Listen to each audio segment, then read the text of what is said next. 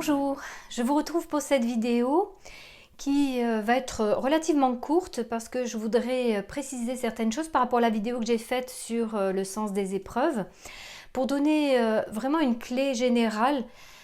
qu'il est bon d'avoir toujours en tête en soi pour pouvoir avancer dans sa vie et comprendre le sens de la vie, le sens des épreuves, parce que ça nous permet de mieux savoir finalement ce que nous avons à apprendre sur le chemin de notre vie. Alors, ce que je voudrais vous partager, c'est que je dis souvent dans les vidéos que la vie nous fait travailler sur deux grands axes, la peur et la frustration qui se décline en tristesse et colère. J'invite à tous ceux qui peut-être découvrent cette chaîne de voir dans toutes les premières vidéos ce dont il s'agit, mais c'est un fil rouge quand même de toutes mes vidéos. Et l'idée, si vous voulez, c'est de comprendre que notre besoin fondamental, notre caractéristique fondamentale en tant qu'être humain conscient, c'est d'être des êtres libres et de retrouver une liberté parfois perdue du fait de notre ego, mais comme on l'a vu dans la précédente vidéo, cet ego qui va nous permettre peut-être de nous éloigner de cette unité vers la dualité, mais pour mieux revenir vers cette unité qui nous fait grandir en sagesse. Et donc, je voulais vraiment vous transmettre ce message parce que c'est comme un cap, une feuille de route pour votre vie, de toujours avoir cette clé en tête. Eh bien, puisque nous devons travailler sur nos peurs et nos frustrations, si nous étions libres, dans le sens libérés de nos peurs et libres dans le sens libérés de nos frustrations, c'est-à-dire que la vie nous présente parfois des situations que nous ne souhaiterions pas vivre, mais on comprend mieux pour quelles raisons, parce que c'est pour nous faire grandir et faire grandir notre niveau de conscience. Si chacun avait ça en conscience, c'est-à-dire, c'est donc à chacun de se libérer de ses peurs et de ses frustrations, ce serait la paix sur terre. Parce que ce dont on se rend compte, c'est que finalement, ces axes de travail qui sont à travailler pour chacun d'entre nous, vont créer ce qu'on va définir comme des interrelations qui ne sont pas vraiment saines, mais qui ne sont pas saines pour justement nous faire travailler les uns et les autres sur nous-mêmes. C'est-à-dire, je m'explique, ce que j'entends par une interrelation finalement qui nous fait perdre notre liberté, c'est que si je passe mon temps à rassurer une personne par rapport à ses peurs, moi je pense que je dois lui la rassurer par rapport à ses peurs, et donc la personne ne règle pas ses propres peurs, puisque c'est moi qui fais le travail finalement à sa place. Et pour la frustration, pareil, je vais répondre à ses besoins pour ne pas que la personne se sente trop frustrée. Et l'inverse va se produire aussi, la personne va me rassurer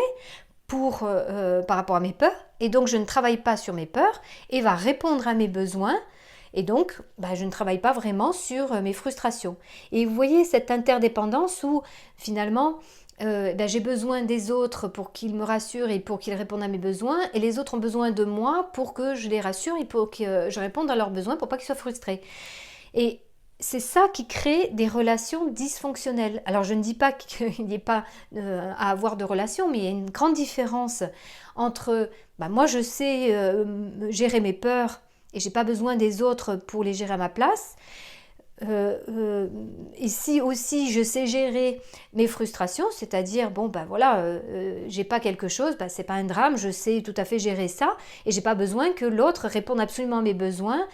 pour me sentir bien. Si je suis complètement libre et autonome par rapport à ça, je peux être quand même en relation, quand même demander effectivement de l'aide si j'ai besoin, par rapport à un besoin ou par rapport à un soutien. Mais vous voyez la grande différence, c'est que je l'ai, c'est parfait. Je ne l'ai pas, c'est parfait aussi. Alors que quand justement on ne sait pas le faire soi-même, par soi-même,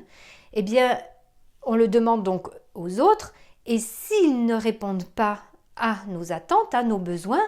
alors on se sent pas très bien. Sur l'axe de la peur, ça va être je suis en panique parce que je perds cet appui, ce soutien de la personne qui va me rassurer, et sur le plan de la frustration, je vais être en colère parce que la personne ne répond pas à mon besoin.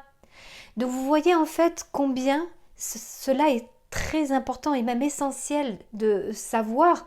pour nous-mêmes et pour nos relations, pour que nous nous sentions bien. Pour que nous nous sentions bien et que nos relations soient saines, il est important de faire ce travail-là. Mais une fois de plus, vous voyez, c'est un travail intérieur que nous devons faire. Nous ne devons pas compter sur des solutions extérieures. Et c'est pour ça que je dis, si chacun faisait ça, ce serait la paix sur Terre. Parce que chacun saurait être libre intérieurement et pas dépendre des autres pour se sentir bien. Donc voilà, je vous invite vraiment à garder toujours cela en tête quand vous vivez des situations, des épreuves aussi, et quand vous êtes en relation, pour voir effectivement si vous n'êtes pas en train de demander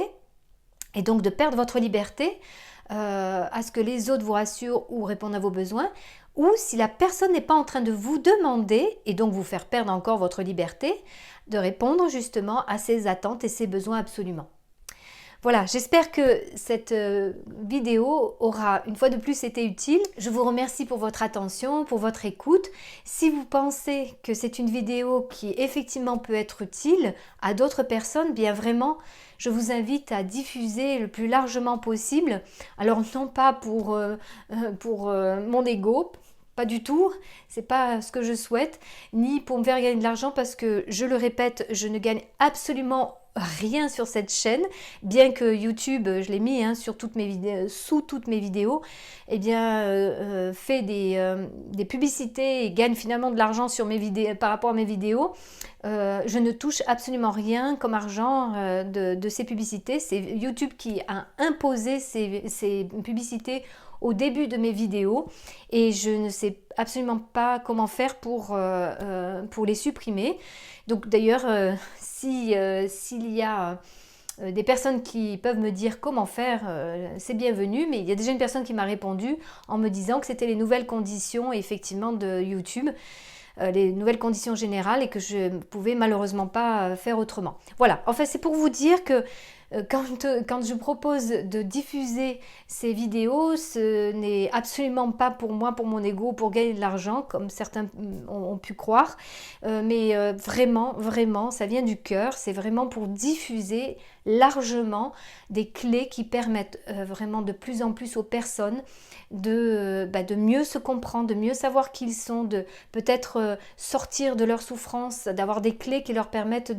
d'envisager la vie un peu différemment, d'avoir un autre regard, un regard aussi plus spirituel qui permet vraiment de prendre cette hauteur-là par rapport à tout ce qui pourrait être difficile dans la vie. Voilà, une fois de plus, je vous remercie vraiment pour votre attention, pour votre écoute et vous dis à très bientôt.